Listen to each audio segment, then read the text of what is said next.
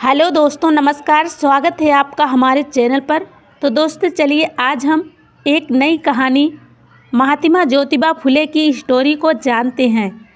ज्योतिबा राव फुले 11 अप्रैल 1828 28 नवंबर 1890, जिन्हें ज्योतिबा फुले के नाम से भी जाना जाता है, महाराष्ट्र के एक भारतीय सामाजिक कार्यकर्ता, व्यवसायी, जाति विरोधी समाज सुधारक और लेखक थे।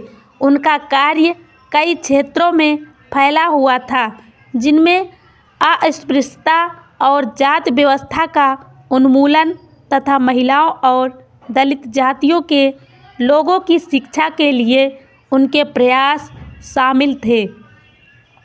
वे और उनकी पत्नी सावित्रीबाई फुले भारत में महिला शिक्षा के अग्रदूत थे। फुले ने 1848 में पुणे में तात्या साहेब भिडे के निवास स्थान या भिडेवाड़ा में लड़कियों के लिए अपना पहला विद्यालय शुरू किया।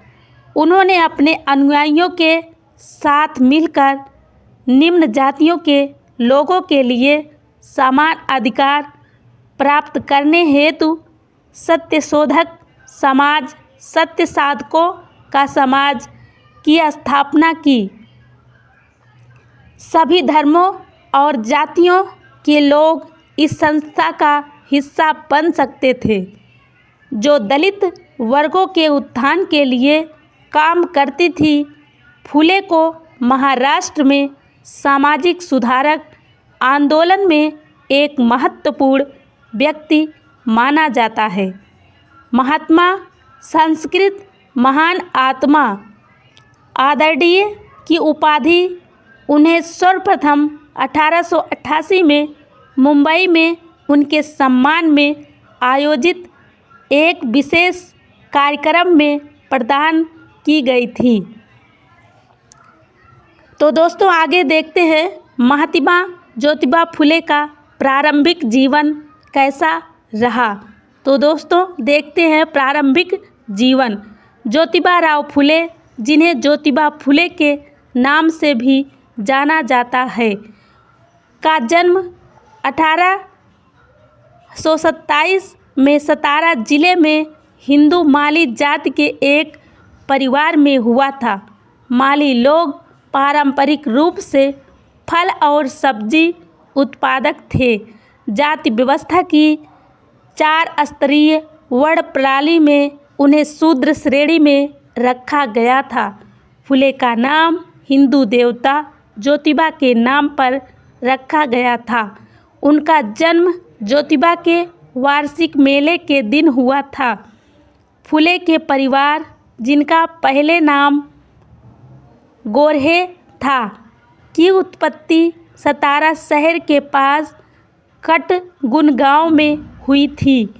फुले के परदादा, जो वहां चौगुला या निम्न श्रेणी के ग्राम अधिकारी के रूप में कार्य करते थे, पुणे जिले के खानवाड़ी चले गए।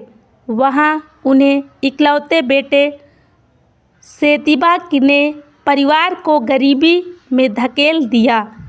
3 बेटों सहित परिवार रोजगार की तलाश में पुणे चला गया। लड़कों को एक फूल विक्रेता के संरक्षण में लिया गया, जिसने उन्हें व्यापार के रहस्य सिखाए। फूल उगाने और सजाने में उनकी निपुणता प्रसिद्ध हो गई और उन्होंने गोरहे के स्थान पर फूल वाला नाम अपना लिया।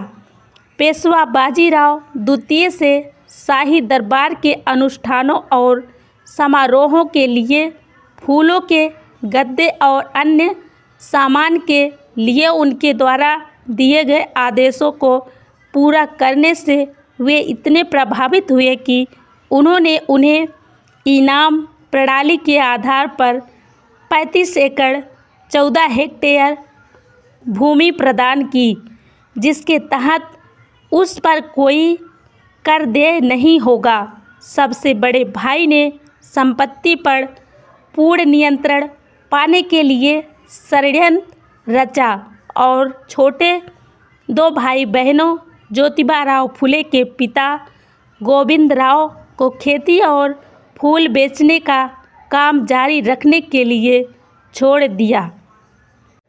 गोविंद राव ने चिमनाबाई से विवाह किया और उनके 2 पुत्र हुए, जिनमें ज्योतिबा राव सबसे छोटे थे। चिमनाबाई का निधन ज्योतिबा राव के 1 वर्ष होने से पहले ही हो गया था। उस समय पिछड़े माली समुदाय में शिक्षा को अधिक महत्व नहीं दिया जाता था, इसलिए प्राथमिक विद्यालय में पढ़ने के बाद जहां उन्होंने पढ़ना लिखना और अंकगणित की बुनियादी बातें सीखी, ज्योतिबा राव को उनके पिता ने विद्यालय से निकाल लिया। वे अपने परिवार के अन्य सदस्यों के साथ दुकान और खेत दोनों जगह काम करने लगे। हालांकि फुले को ही माली जाति के एक व्यक्ति ने उनकी बुद्धिमत्ता को पहचाना और फुले के पिता को उन्हें स्थानीय स्कॉटिश मिशन हाई स्कूल में दाखिला दिलाने के लिए राजी किया। फुले ने 1847 में अपनी अंग्रेजी शिक्षा पूरी की। प्रथा के अनुसार उनका विवाह 13 वर्ष की कम उम्र में ही उनके पिता द्वारा चुनी गई उनकी माली समुदाय की एक लड़की से कर दिया गया। उनके जीवन का निर्णायक मोड़ 1848 में आया, जब वे एक ब्राह्मण मित्र की शादी में शामिल हुए।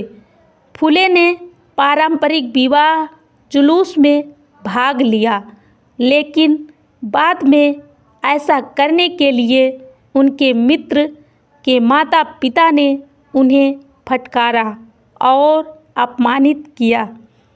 उन्होंने उनसे कहा कि शूद्र जाति से होने के नाते उन्हें उस समारोह से दूर रहने की समझ होनी चाहिए थी। इस घटना ने उन्हें गहराई से प्रभावित किया और जाति व्यवस्था में निहित अन्याय के बारे में उनकी समझ को आकार दिया। तो दोस्तों, आगे देखते हैं महात्मा ज्योतिबा फुले की मौत कैसे हुई, उनकी मृत्यु के बारे में देखते हैं। महात्मा की उपाधि, जिसका संस्कृत में अर्थ महान आत्मा होता है, फुले को 1888 में प्रदान की गई थी। उसे वर्ष उन्हें एक स्ट्रोक आया, जिससे वे लकवाग्रस्त हो गए। उनका निधन 1890 में पुणे में 63 वर्ष की आयु में हुआ था। तो दोस्तों, इस तरह की स्टोरी सुनने